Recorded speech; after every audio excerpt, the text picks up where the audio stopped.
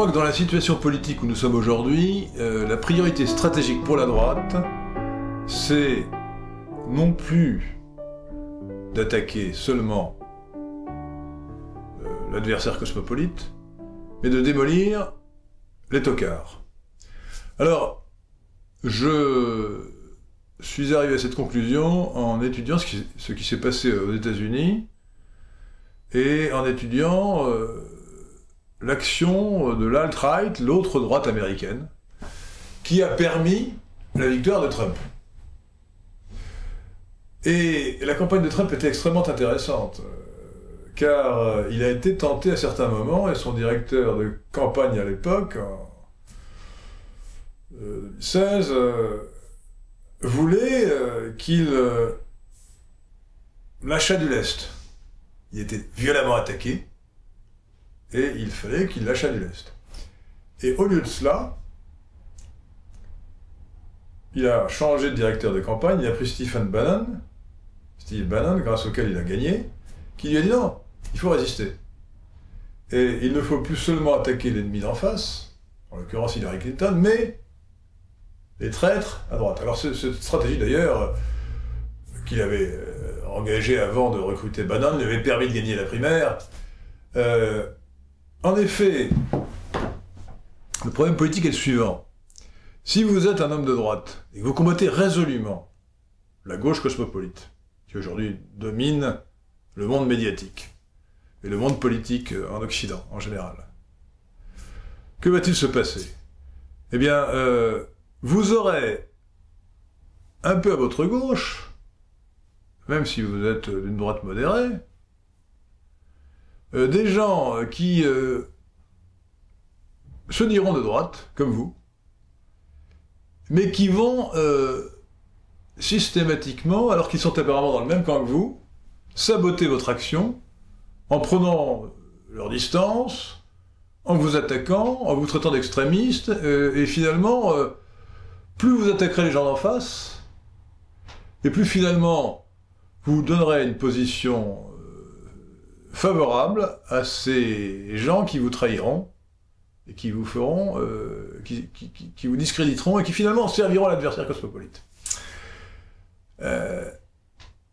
Alors, la droite américaine dure, simplement convaincue, l'alt-right, l'autre droite, a compris qu'il fallait donc en priorité attaquer ce qu'ils appellent les cucks, C-U-C-K-S, au pluriel.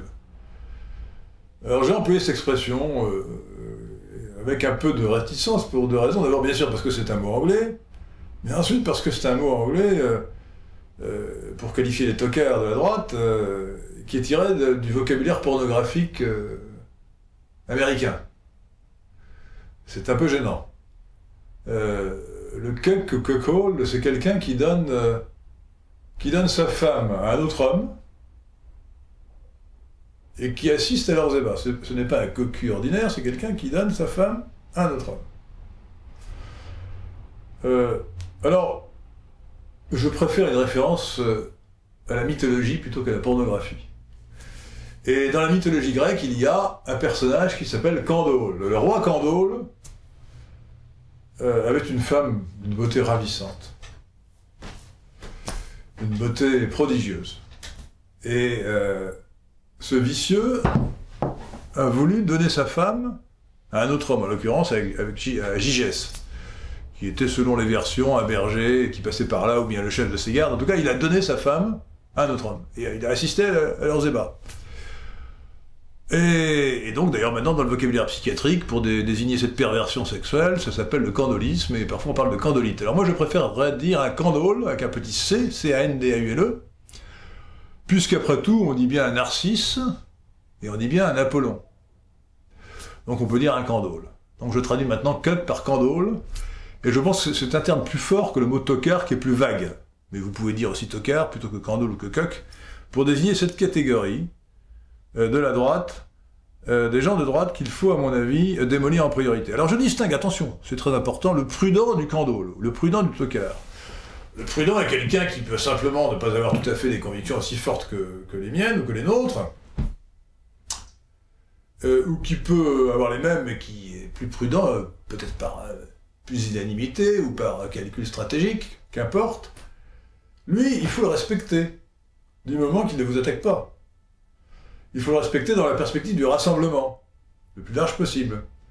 L'homme de droite doit vouloir, pour arriver au pouvoir, s'allier, certes sur sa droite avec l'extrême droite, mais sur sa gauche avec le centre droit. Ou avec une droite plus mitigée, plus prudente, qui ne se prononce pas très précisément sur tous les sujets. J'ai proposé 3 critères pour distinguer le vrai dissident du faux.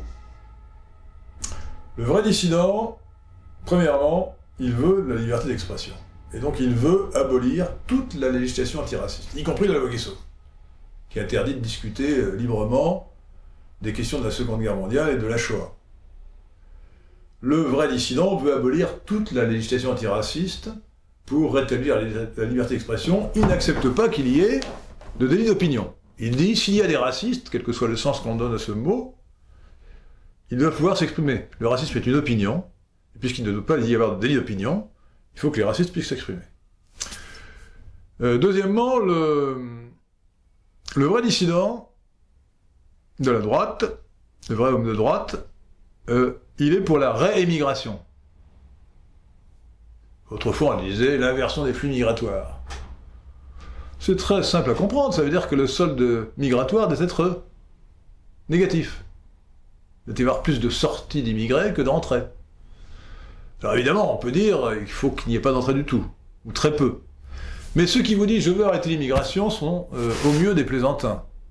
Ce ne sont pas des gens sérieux. Parce que dire qu'on veut arrêter l'immigration, ça veut dire qu'on veut accepter tous les immigrés qui sont déjà là. C'est-à-dire ces millions de gens qui ne sont ni assimilés ni assimilables. Si la France doit redevenir la France, retrouver pleinement son identité, pour s'épanouir dans l'avenir, alors il faut organiser, sur 5-10 ans, la réémigration de ces millions d'immigrés qui ne sont pas assimilables.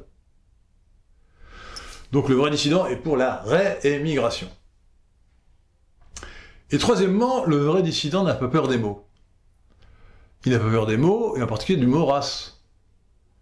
Il ne se cache pas derrière son petit doigt, il ne dit pas africain pour noir ou congoïde, il ne dit pas asiatique pour jaune ou mongoloïde, il ne dit pas européen pour blanc, tout cela est absurde, il faut dire, il faut employer soit le langage scientifique, caucasoïde, mongoloïde, congoïde, soit le langage courant, blanc, jaune, noir, mais il ne faut pas se cacher derrière son petit doigt, se laisser intimider par l'adversaire cosmopolite. Et puis, il faut justement employer ce terme de cosmopolite, parce que le cosmopolitisme, c'est vraiment l'idéologie dominante, celle que nous combattons, et qui nous détruit, qui inverse les valeurs, qui annihile les valeurs, qui fait plus que les inverser, qui les détruit. Et il ne faut pas se cacher derrière son petit doigt et employer des euphémismes, parler de multiculturalisme, d'idéologie des droits de l'homme, de mondialisme. Toutes ces expressions sont au mieux des euphémismes qui ne désignent qu'une partie de la réalité. Car l'idéologie cosmopolite est globale, totale. Elle rejette les frontières physiques entre les peuples, mais aussi les frontières morales qui définissent les valeurs qui font l'identité des peuples.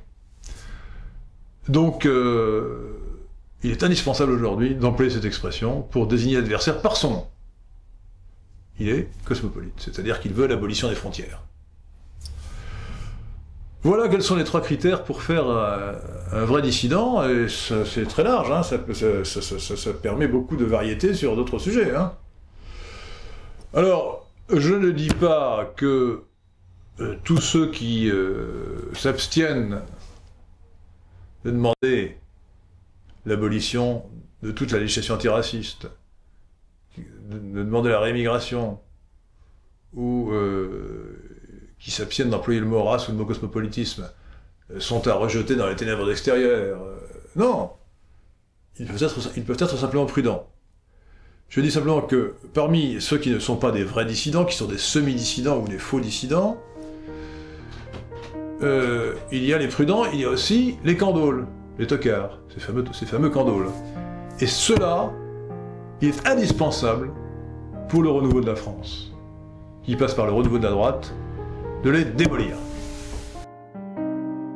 Je vous invite à mettre un pouce bleu sur cette vidéo et à vous abonner à ma chaîne si ce n'est pas encore fait.